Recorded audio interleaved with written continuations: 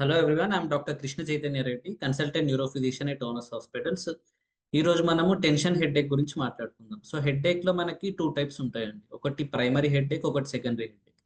Primary headache లో మనకి tension type headache, migraine headache, trigeminal autonomic cephalalgias అని కొన్ని ఉంటాయి. సెకండరీ హెడ్ఏక్ అంటే మనకి దెబ్బ తగలడం వల్ల హెడ్ఏక్ వచ్చినా, లేకపోతే తలలో ఏమన్నా క్యాన్సర్ గడ్డ వల్ల హెడ్ఏక్ వచ్చినా, ఇది డెంటల్ ప్రాబ్లం వల్ల హెడ్ఏక్ వచ్చిన, సైనస్ ప్రాబ్లం వల్ల, లేకపోతే ఇక్కడ టెంపోరల్ ఆర్థరైటిస్ అని ఉంటుంది దాని వల్ల, లేకపోతే ఇక్కడ సర్వైకల్ ఆర్టరీ డిసెక్షన్స్ వల్ల, అండ్ బ్రెయిన్ లో బ్లీడ్ అవ్వడం వల్ల, స్ట్రోక్ రావడం వల్ల, సో దేని వల్ల హెడ్ఏక్ వచ్చినా కూడా మనం దాన్ని సెకండరీ హెడ్ఏక్ ఉంటాం. సో టెన్షన్ టైప్ హెడ్ఏక్ అనేది మనకి వరల్డ్ లో చాలా కామన్ హెడ్ఏక్. ప్రతి ఒక్కరూ వాళ్ళ లైఫ్ లో ఏదో ఒక టైప్ లో మనకి టెన్షన్ హెడ్ఏక్ వచ్చే ఛాన్సెస్ ఉంటాయి.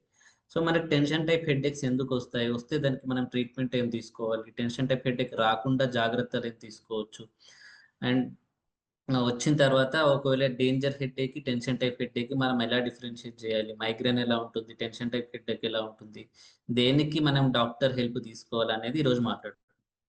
సో మనకి టెన్షన్ టైప్ హెడ్ఏక్ ఎలా ఉంటుంది అంటే తల చుట్టూ ఒక బ్యాండ్ కట్టేసినట్టు టైట్ గా స్క్వీజ్ చేసినట్టు ఉంటుంది. సో మనకి మైగ్రేన్ లో లాగా చాలా సివియర్ పెయిన్ అయితే ఉండదు, మనకి pain mild to moderate pain ఉంటుంది. సో మనకి డైలీ యాక్టివిటీస్ అనేవి డిస్టర్బ్ అవ్వవు అనమాట. మనకు మైగ్రేన్ వల్ల అయితే డైలీ యాక్టివిటీస్ డిస్టర్బ్ అవుతాయి. సో ఒకవేళ పేషెంట్ ఆఫీస్కి వెళ్ళినా, కాలేజ్కి వెళ్ళినా, లేకపోతే ఇంట్లో హౌస్ వైఫ్ వర్క్ చేసినా కూడా వాళ్ళ వర్క్ రొటీన్ వర్క్స్ వాళ్ళు చేసుకోలేరు. సో మైగ్రేన్ అంత డిజేబులింగ్ ఉంటుంది. కానీ టెన్షన్ టైప్ హెడ్ఏక్ అలా ఉండదు.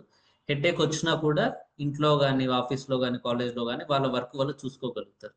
ఇంకొకటి బ్యాండ్ లైక్ సెన్సేషన్ ఉంటుంది మనకి. టెన్షన్ టైప్ హెడ్ఏక్ లో ఇక్కడ ఈ ఏరియా నుంచి చుట్టూ మొత్తం ఏదన్నా బ్యాండ్ పట్టుకొని స్క్వీజ్ చేసినట్టు హెడ్ఏక్ ఉంటుంది అనమాట. మనకి మైగ్రేన్ లో ఏమో లోపల నుంచి గుద్దినట్టు, అంటే ఏదో ఇట్లా పల్సేషన్స్ ఇట్లా లోపల నుంచి వస్తున్నట్టు మనకి మైగ్రేన్ లో హెడ్ఏక్ వస్తుంది. సో ఈ పల్సేషన్ సెన్సేషన్ అనేది మనకి టెన్షన్ టైప్ హెడ్ఏక్ లో ఉండదు. అండ్ ఫిజికల్ యాక్టివిటీ వల్ల అగ్రవేట్ అవ్వదు. మనకి కామన్ ట్రిగ్గర్స్ ఏముంటాయి అంటే స్ట్రెస్. మనకి ఎమోషనల్ గా స్ట్రెస్ అయినా, మెంటల్ గా స్ట్రెస్ అయినా, ఫిజికల్ గా స్ట్రెస్ అయినా కూడా మనకి టెన్షన్ టైప్ హెడేక్ రావచ్చు. అండ్ నిద్ర తక్కువగా ఉండడం, lack of sleep. So daily around 7 to 9 hours నిద్ర అనేది కంపల్సరీ ఉండాలి. ఆ నిద్ర అనేది పీస్ఫుల్ గా ఉండాలి. అలాంటి నిద్ర ఒకవేళ లేకపోతే మనకు టెన్షన్ టైప్ హెడేక్ వచ్చే ఛాన్సెస్ ఉంటాయి. And poor posture. సో మనకి ఎప్పుడైతే సరైన పోస్చర్ లో మనము ఇలా బెండ్ చేసి కూర్చోవడం, నెక్ ఇలా అని కూర్చోవడం, ఇలాంటివి చేసినట్టయితే మనకి ఏమవుతాయంటే మనకి స్కాల్ప్ అండ్ నెక్ లో చాలా గ్రూప్ ఆఫ్ మజిల్స్ ఉంటాయి. సో స్కాల్ప్ లో మజిల్స్ ఉంటాయి, ఆక్సిపిటల్ ఈ వెనక భాగంలో మజిల్స్ ఉంటాయి, అండ్ ఇక్కడ నెక్ మజిల్స్ ఉంటాయి. అవి ఏమైతాయి అంటే క్రానిక్ గా ఒక కాంట్రాక్షన్ స్టేట్ లోకి వెళ్ళిపోతాయి. అవి వెళ్ళిపోయిన తర్వాత ఏమైతుంది అంటే ఆ కాంట్రాక్షన్ వల్ల రిలాక్సేషన్ అవ్వకపోవడం వల్ల మనకు అది పెయిన్ ట్రిగ్గర్ అవుతుంది. ఈ పెయిన్ మనకి ఇక్కడ ముందు కూడా పాకుతుంది అనమాట. సో దీనివల్ల హెడేక్ వచ్చే ఛాన్సెస్ ఉంటాయి.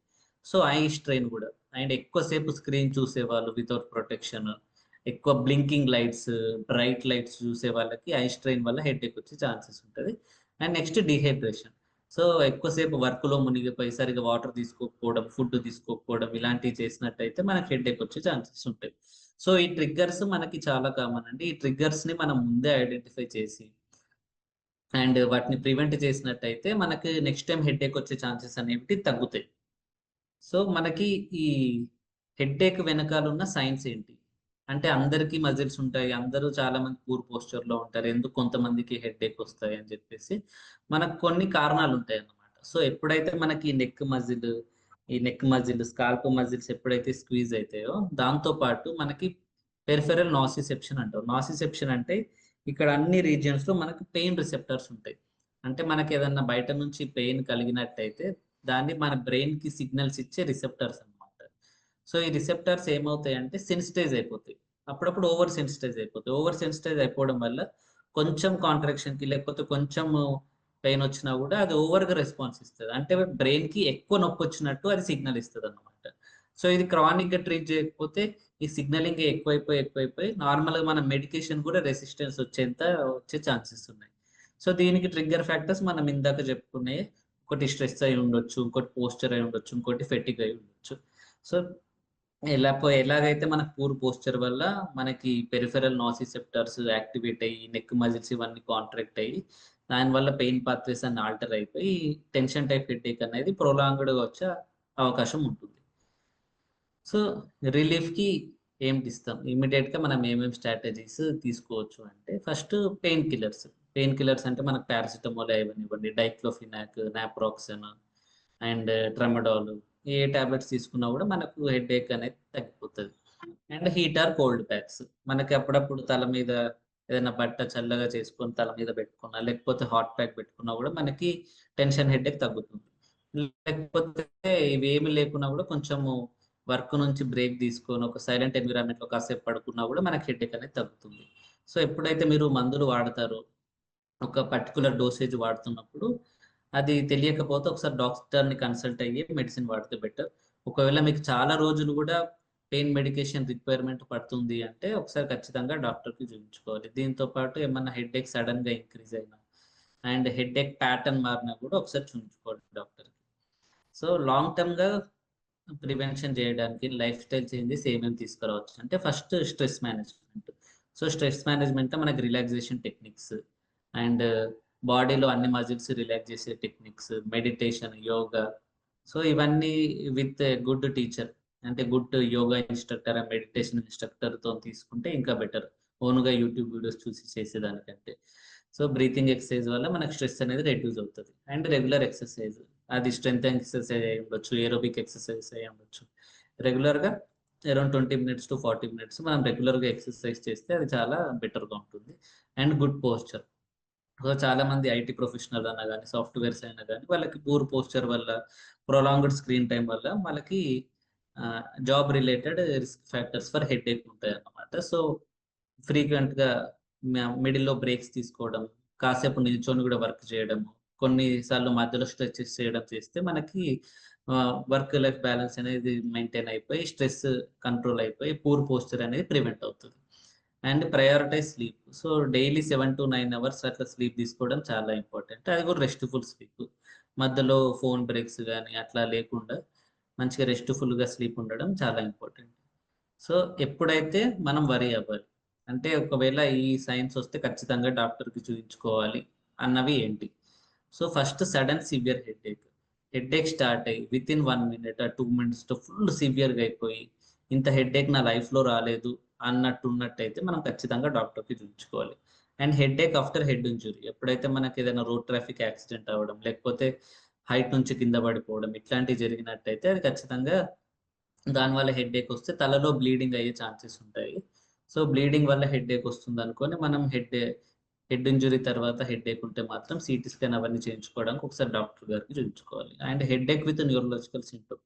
సో హెడ్ ఏక్ తో పాటు మనకి కాళ్ళు చేతులు వీక్ అయిపోయి, నమ్నెస్ వచ్చేసి, మాట్లాడడానికి ఇబ్బంది అయిపోయి, మింగడం ఇబ్బంది అయిపోయి, లేకపోతే రెండు రెండుగా కనిపించడం, కళ్ళు మబ్బులు బారడం, ఇవేవి జరిగినా కూడా మనం డాక్టర్కి చూపించుకోవాలి. ఇంకోటి హెడ్ ఏక్ తో పాటు ఫీవర్, నెక్ స్టిఫ్నెస్. సో మనకి బ్రెయిన్ మీద లేయర్స్ ఉంటాయి అన్నమాట, వాటిని మెనింజెస్ అంటారు. ఒకవేళ అవి ఇన్ఫెక్షన్ అయితే దాన్ని మెనింజైటిస్ అంటాం. సో మెనింజైటిస్ లో మనకి హెడ్ ఏక్, ఫీవర్, ఈ నెక్ అనేది మొత్తం స్టిఫ్ అయిపోతుంది. So fever, neck stiffness, headache ఇవన్నీ ఉన్నట్టయితే అది ఖచ్చితంగా చూపించుకోవాలి. ఎందుకంటే దానికి అడ్మిషన్ అండ్ ఐవి యాంటీబయాటిక్స్ ఇవ్వాల్సి వస్తుంది. సో మనకి కామన్గా బయట పబ్లిక్ ఉండే మిస్ఇంటర్ప్రిటేషన్స్, మిస్కన్సెప్షన్స్ ఏంటి? హెడ్ ఏక్ అనగానే మనకు బ్రెయిన్ లో ఏదో ట్యూమర్ ఉంది, ఏదో క్యాన్సర్ గడ్డి ఉంది అని చాలా మంది అనుకుంటారు. అది తప్పు.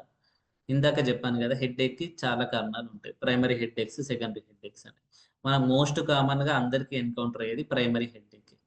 సో ఇది కాకుండా దీంతో పాటు డేంజర్ సైన్స్ ఏమన్నా ఉన్నట్టయితే మనం సెకండరీ హెడ్ ఏక్ అనేది రూల్ అవుట్ చేయడానికి మనకి సిటిఆర్, ఎంఆర్ఐ తీయాల్సి వస్తుంది.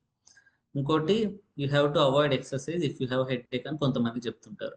సో హెడ్ ఏక్ ఉన్నప్పుడు ఎక్సర్సైజ్ అవాయిడ్ చేయమని.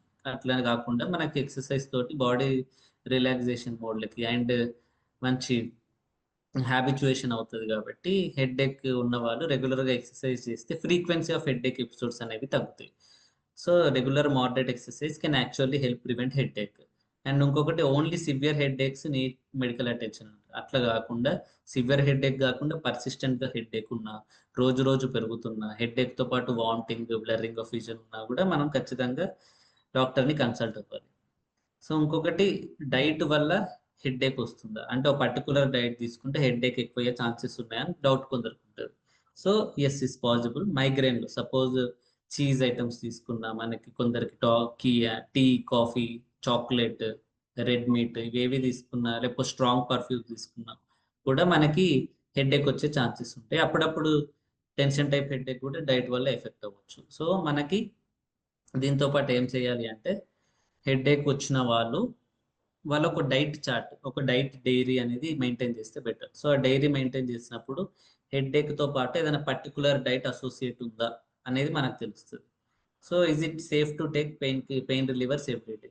అది సేఫ్ కాదండి. డైలీ పెయిన్ కిల్లర్స్ తీసుకునే వాళ్ళు ఒకసారి ఖచ్చితంగా డాక్టర్కి చూపించుకోవాలి. ఎందుకంటే ఒక పర్టికులర్ టైం పీరియడ్ దాటిన తర్వాత మనకి పెయిన్ కిల్లర్స్ వల్లనే హెడేక్ వచ్చే ఛాన్సెస్ ఉంటుంది. సో దాన్నే medication induced headache or medication overuse headache అంటారు. And tension type headache, migraine headache difference ఏంటి? సో టెన్షన్ టైప్ హెడేక్ లో మనకి ఇక్కడ మొత్తం బ్యాండ్ లా కట్టినట్టు పెయిన్ వస్తుంది. మనకు మైగ్రేన్ హెడేక్ లో లోపల నుంచి గుద్దినట్టు పెయిన్ ఉంటుంది. సో టెన్షన్ టైప్ హెడేక్ లో మన హెడేక్ ఉన్నా కూడా మన పని మనం చేసుకోగలం. కానీ మైగ్రేన్ హెడేక్ లో మొత్తం డిజేబుల్ అయిపోతాం, అసలు మన పని మనం చేసుకోలేం. సో మైగ్రేన్ హెడేక్ లో దీంతో పాటు మనకి వామిటింగ్ సెన్సేషన్ రావడం, లైట్ చూసిన, చప్పుడు విన్న, చిరాకు రావడం, అసలు మొత్తం లైట్ అండ్ సౌండ్ మొత్తం అవాయిడ్ చేయడం జరుగుతుంది. సో అండ్ హెడేక్ కూడా డ్యూరేషన్ కూడా మనకి మైగ్రేన్ అనేది మోర్ దెన్ 4 అవర్స్ ఉంటుంది. Tension type headache general 30 minutes, 1 hour, 2 hours తగ్గిపోతుంది. అండ్ టేకింగ్ కంట్రోల్, ఎప్పుడైతే మన హెడేక్స్ అన్ని వస్తాయో మనం ఫస్ట్ ట్రిగ్గర్స్ అండర్స్టాండ్ చేసుకోవాలి. మన ఎందుకు వస్తుంది హెడేక్? స్ట్రెస్ వల్ల వస్తుందా, పూర్ పోస్చర్ వల్ల వస్తుందా, ల్యాక్ ఆఫ్ ఎక్సర్సైజ్ వల్ల వస్తుందా, డిహైడ్రేషన్ వల్లనా, టైంకి ఫుడ్ తీసుకోకపోతేనా? సో దేని వల్ల హెడేక్ వస్తుందని ఖచ్చితంగా తెలుసుకోవాలి. ఆ ట్రిగ్గర్స్ ని అవాయిడ్ చేయాలి, వీలైనంత వరకు తగ్గించడానికి ప్రయత్నించాలి.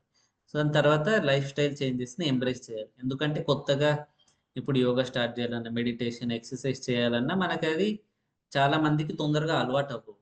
సో అలవాటు చేసుకోవడం చాలా ఇంపార్టెంట్. ఎందుకంటే ఎంత తొందరగా అలవాటు చేసుకుంటే మనం మెడికేషన్, ఈ బ్యాడ్ హ్యాబిట్స్ నుంచి అంత తొందరగా దూరం అవుతాం. సో లైఫ్ అనేది, లైఫ్ క్వాలిటీ అనేది ఇంక్రీజ్ అవుతుంది. సో ఎప్పుడు హెల్ప్ తీసుకోవాలనేది ఖచ్చితంగా మీకు తెలిసి ఉండాలి. సో ఇందాక మాట్లాడుకున్నట్టయితే డేంజరస్ హెడేక్ అంటే సడన్ గా హెడేక్ వచ్చిన, ఫీవర్ తో పాటు హెడేక్ ఉన్న, వామిటింగ్స్ ఉన్న, కళ్ళు మబ్బులు మబ్బులుగా కనిపించిన, అండ్ హెడ్ ఇంజురీ, తలకు దెబ్బ తగిలిన తర్వాత కూడా మనకి హెడేక్ వచ్చిన, సో ఇవి ఏ ఉన్నా కూడా మనం ఖచ్చితంగా డాక్టర్కి చూపించాలి. And so thank you. I'm available at onus hospitals from 10 AM to 8 PM.